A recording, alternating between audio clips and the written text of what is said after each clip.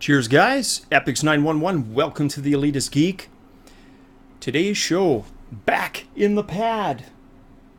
And it was actually stupid because it's freaking hot again, and I moved all my shit. Like, literally. Yeah, take a look at this, guys. You gotta see this. Alright, so there's the 3-monitor setup, the microphone, and the PC, the beast of burden, back upstairs. Now, it's obviously good exercise.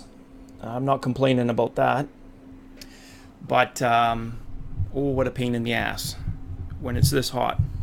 It's like, I kind of want to bring it back down. But anyways, I'm here already, so all good.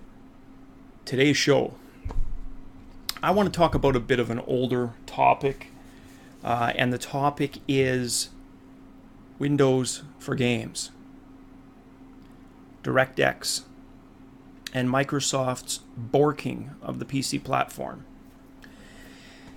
It's something I've always wondered about. Microsoft has created, or had created, almost the perfect gaming machine in the PC. They created DirectX, and whatever you think about DirectX, well, A, it's probably going to be valid, but it's unified. It's a single source. Now, granted, people have been doing OpenGL for as long as I can remember, alongside, you know, you've got stuff like Java using OpenGL, you've got some people using DirectX. Yes, drivers aren't completely standardized, but Microsoft did get it right in that you need a way for programmers to program directly to the hardware. Now, DirectX wasn't direct to the hardware. I understand it's layered. But to come up with some kind of a library, some kind of a method to make game programming for PCs easier. Anybody who's programmed, and I've tinkered with programming, specifically game programming, knows that by the time you've gathered everything that you need, you've got so many different tools, you've got so many different possibilities for drivers. It's a little overwhelming, and it's certainly not standardized like the console market. Now, it's never stopped PC games from being awesome, and for the most part, I'm PC master race. I love my PC, but as you guys know, and you can see behind me there, I'm pretty platform agnostic in terms of my tastes. I've got my 3DS, my PSP, my Vita, PlayStation 3, PlayStation 4, Xbox One. I've got them all because I love games. I'm a gamer first and foremost. Back to Microsoft. They then came out with their Windows for games as an attempt to kind of, again, unify and standardize the release of Windows games. Again, trying to do the console thing. And what's funny about that is Steam actually got it right. But enough of that. Let's finish with Microsoft first. So Microsoft comes out with DirectX, and it's gone through so many iterations since the 90s. Microsoft comes out with Windows for games. Microsoft comes out with an Xbox, and then an Xbox 360, and now an Xbox One.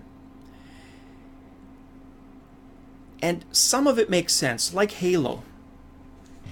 I never actually played Halo on an Xbox. I played Halo on the PC with a mouse and keyboard, and I absolutely freaking loved the game. I wanted Halo 2 bad, and the subsequent Halos. And other than Halo 2, the games never came out. They never came out on PC. And it was obvious that Microsoft was protecting its Xbox. But then why not do a delay, right? Launch the game, and before it becomes a classic, release it for the PC. they would have actually grown their market. Instead of being paranoid and thinking, you know what, we're going to shrink the Xbox market by making games on the PC that are more flexible. No, you're not. It's never been about that for PC gamers. Yes, there are exclusive PC gamers. But if you're buying a Microsoft product, is that such a bad thing? They wouldn't have been shooting themselves in the foot. They would have actually grown their market. They could have made PC gaming more mainstream, ahead of Steam. Instead, they completely borked it and dropped the ball. And the rest is pretty much history. Steam came along, and Gabe Newell built himself a large swimming pool. And as the years went by, he filled that swimming pool with money. He literally does laps in a swimming pool with money because Gabe Newell and Valve were geniuses. They made you desire and want digital distribution without even realizing it. I'm again going to point to all my PC games. You know, there's 3 shelves, 2 layers deep of PC games. And there was a time when I had all those PC games in the box, then there was a time I moved them all to CD binders. You can see the CD binders right here behind me, filled with games.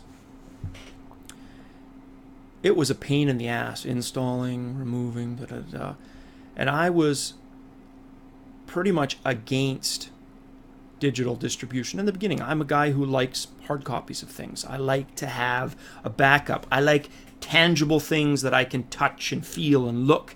And I felt the same way about books. But I'm a human. I adapt. I've always adapted. Humans adapt. It's what we do. And just like I got used to the idea of digital music through iTunes, through other sources, I got used to listening to music without a CD, without a record. It was the same with games. It was slow at first. I remember being pissed off, and I've mentioned this to you guys before. I remember being pissed off when Half-Life 2 forced me to install Steam. Now, I'm a Steam sale addict. I've gone from one end of the spectrum to the other. I'm a huge proponent of Steam. I truly believe Valve at their word that if something was to happen to Steam, they would make it so we could play the games offline. I believe that. I have, and I'll just do a quick check here, I have 160 games on Steam. Includes indie titles, AAA titles, you name it. I've got about 6 games on Origin, Crises, and a couple of others. I like knowing exactly where all my games are. I can install them when I want. It's easy to mod. In fact, a lot of times I play the games and I forget all about the manuals, which we get as well in Steam. We have electronic manuals. I still love digging through my old game boxes, but I gotta admit, it's handy, it's convenient, it's easy, it's the streaming rocks. There's so many good things about Steam, and it's when you look at Microsoft, their only true real success has been Windows, because almost every other fucking thing, and Xbox I guess, every other thing they fucking borked. They've borked it to the 9 hells and back because they lack the vision. Tablets, Surface is not a bad thing. It's flexible, but it's way too complicated for the average person. And I work in IT, and I've done my share of help desk, and believe me, the average person, when it comes to technology, is actually pretty fucking stupid. And I don't mean that insulting, but too many steps and you're going to lose your audience. You're going to lose them because they just don't have the patience. Especially the millennial generation. They want quick now, and my daughter's no different. She's so used to having TV series that she can watch in one go. The concept of waiting for a week for an episode is pretty foreign to her. It's a strange thing. And I find that with a lot of millennials, it's a strange thing for them to have to wait, to have to invest a lot of time. It's all about quick results. What can you do for me now? Stress the now. And of course, tying this all back to Windows, games for Windows, the same thing. Microsoft made it so complicated. They layered it so deep. To this day, I get pissed off trying to run games that use Windows for games. It's intrusive, it's a frickin' hassle, and it's completely unnecessary. Now, my ultimate choice would be something like GOG Games, completely free of digital security, but Steam is a close second for me. It works, unlike games for Windows. They could have had that. They could have had tablets. They could have had console market. They could have had pretty much everything sewn up, but they lacked the vision. Is it any wonder Don Matrick leapt for his life, sinking ship? Now, don't get me wrong, Microsoft is always going to make money. We're still going to use Windows operating systems. We still use Office.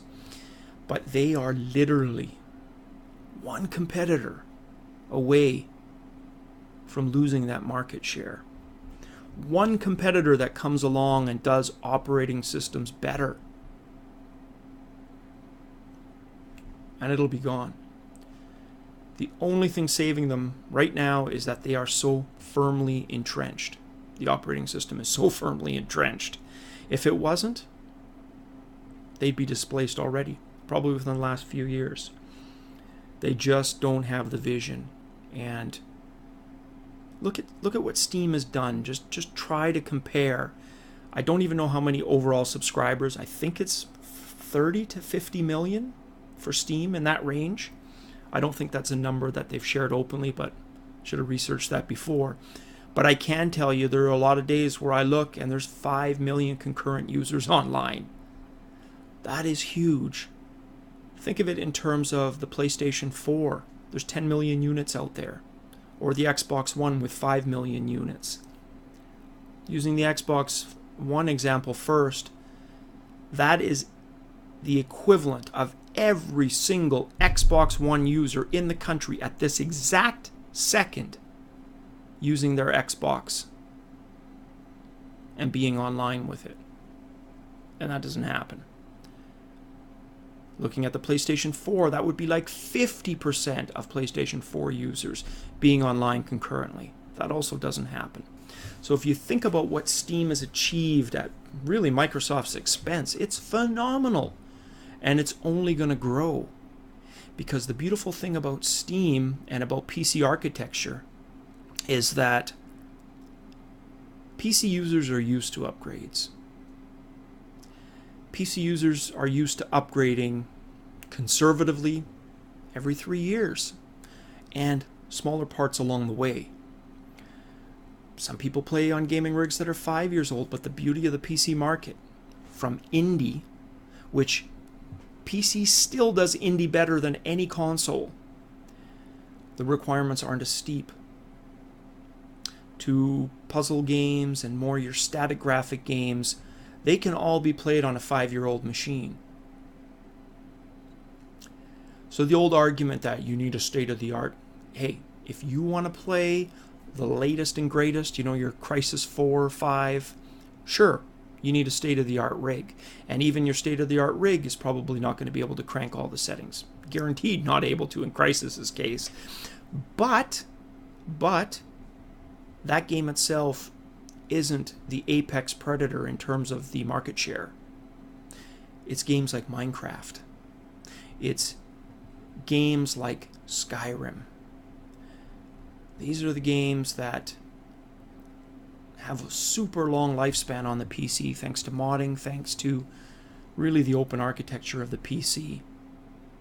And mark my words, near the end of this generation of consoles, the PlayStation 4 and the Xbox One, I predict Steam's user count will double in terms of concurrent users. Mark my words on that. This is a 2014 video, August. Mark my words. By 2020, Steam will easily have 10 million concurrent users. Possibly double, possibly 20 or quadruple. I predict 10 to 20, and I can easily make that prediction, and I know I'm going to be right. And where will the console market at that time be? Because what's the one thing that they did when they grew from one generation to the next? They killed off backwards compatibility. Unlike the PC. The PC is so flexible, I can load up DOS games in DOSBox. I can load up games from Good Old Games, GOG.com, that are 15 and 20 years old, and I can play them just fine on my power rig. And in 10 years or 6 years from now, I'm going to still be able to do the same. Not the same for consoles. They start from scratch every 6-year life cycle. They start from scratch and have to claw their way back to the top. That is the ultimate success of the PC. That is why I think, in the end, proclaiming the death of PC gaming is just fear-mongering. Because the PC, my friends, is far from fucking dead. There we are, guys. That was tonight's topic. Hope you enjoy. Love to hear your comments. Subscribe if this is the kind of channel you like. I will be doing much more frequent updates. I'm going to get back to doing some anime and some more games, looking at some more games. But the tech vlog is the kind of thing I like to do, and I'm going to try to do that every couple of days, as opposed to every week, which is what my pace has been the last month. Again, been focusing on the physical health, but it's under control, so I'm going to start uploading. As always, guys, well, how lame is this? Water instead of beer, because again, it's been almost a month since I've had a beer. So, as always, guys, cheers.